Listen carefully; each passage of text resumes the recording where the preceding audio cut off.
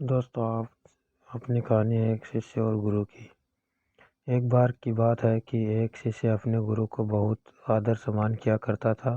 गुरु भी अपने शिष्य से बहुत स्नेह करते थे, लेकिन वह शिष्य अपने अध्ययन के प्रति आलसी और स्वाभिमान से दुरक्षित था।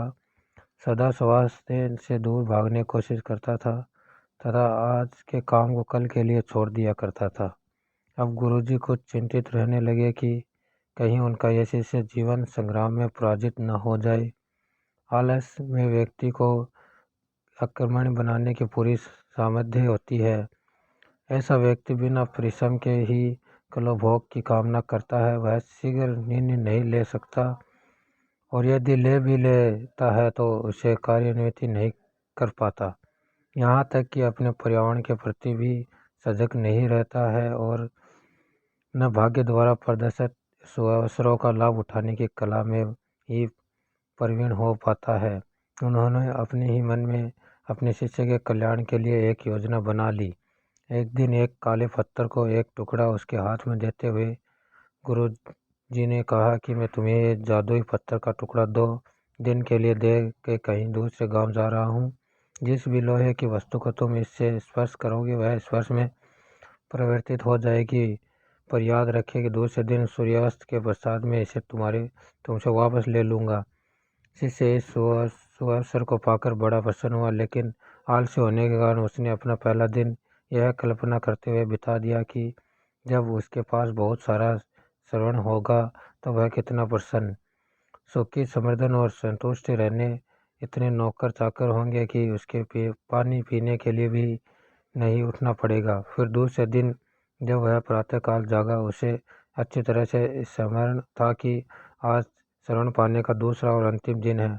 उसने मन में पक्का विचार किया कि आज वह गुरुजी द्वारा दिए गए काले पत्थर का लाभ जरूर उठाएगा।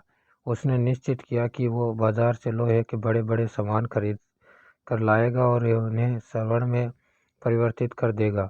दिन बीतता गया, पर वह इसी सोच में बैठा रहा कि अभी तो बहुत समय है, कभी भी बाजार जाकर सामान लेता आएगा। उसने सोचा कि अब दोपहर का भोजन करने के पश्चात ही सामान लेने निकलूंगा, पर भोजन करने के बाद उसे विश्राम करने की आदत थी और उसने बजाय उठे के मेहनत करने की थोड़ी देर आराम करना उचित समझा। पर आलस्य से पूर्ण उसका शरीर नींद की गहराइयों में खो गया और जब वो उठा तो सूर्यास्त होने का था।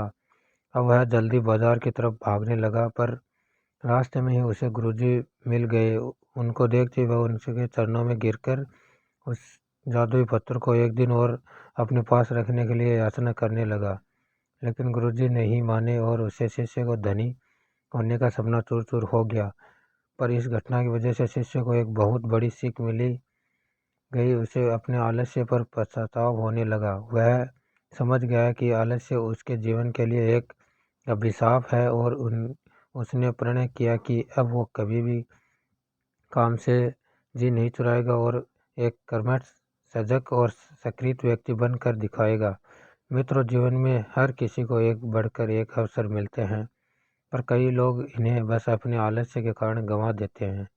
इसलिए मैं यही कहना चाहती हूँ कि यदि आप सफल, सुखी, भाग्यशाली, धनी अथवा महान बनना चाहते हैं तो अस्त्र और दिक्सूत्र को त्याग कर अपने अंदर विवेक, कष्टाश्रम और सतत जागरूकता जैसे गुणों को विकसित कीजिए। आवश्यक काम को टालने का विचार आए तो स्वयं से एक प्रश्न कीजिए, आज ही क्यों नहीं। तो दोस्तों, आज की स्टोरी कैसे लगी? मिलते हैं कुछ ऐसी मज़ेदार दूसरी स्टोरी के साथ। Okay, bye, thank you.